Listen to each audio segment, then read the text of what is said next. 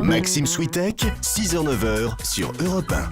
Voilà, on va redevenir sérieux pour le débrief de la matinale, les temps forts, tout ce que vous avez entendu ce matin sur Europe 1 avec un mouvement de grève qui va toucher aujourd'hui les sites du géant de l'internet américain Amazon. En cause des conditions de travail déplorables, les salaires également. Écoutez le témoignage d'un ancien employé au micro Europe 1 de Sébastien Guyot. C'était à 7h sur Europe 1.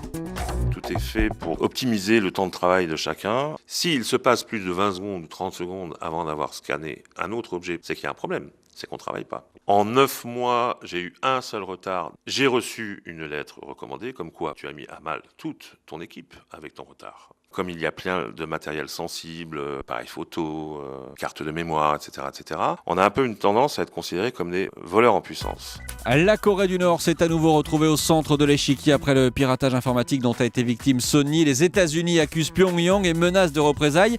Mais comment vivent les Nord-Coréens aujourd'hui ? C'était la question posée à l'ancien diplomate Pascal Daïès-Burgeon à 6h45.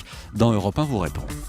C'est un pays de caste, il y a une élite estimée à 10 à 15% de la population qui vit pratiquement à notre niveau. Et puis le reste de la population qui vit très pauvrement, avec fort peu de ressources, très peu d'énergie. Et c'est un pays où, quand le soir tombe, il fait noir, il n'y a plus de courant.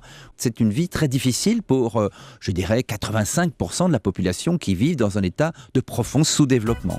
Ça a été la polémique du week-end. Éric Zemmour remercié par la chaîne iTélé qui met fin à son émission après ses propos sur les musulmans de France.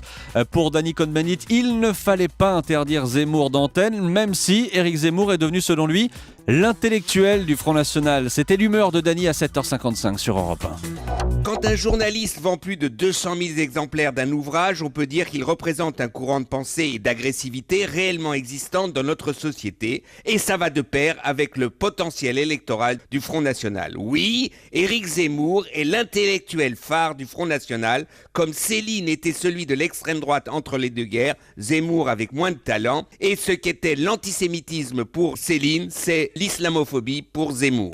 Voilà pour l'humeur de Danny. Tout au long de cette matinée, nous étions avec Jean-Sébastien Soldani et notre chef Yves Candebord en direct de Rungis. On va retrouver Yves Candebord.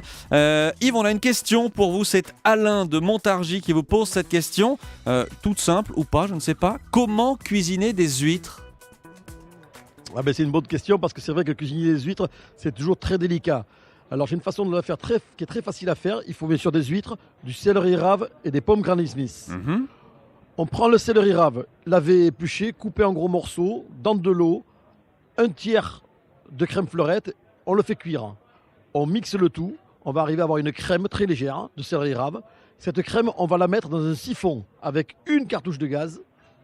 On laisse le siphon dans un bain-marie. On prend ces huîtres, on les décoquille, on les égoutte. On va les mettre dans des assiettes creuses. On va les passer au four pendant à peine 20 secondes, juste pour les tiédir. Et après, on prend le siphon, on recouvre les huîtres de cette mousse de céleri rave et on dépose dessus des bâtonnets de pommes Granny.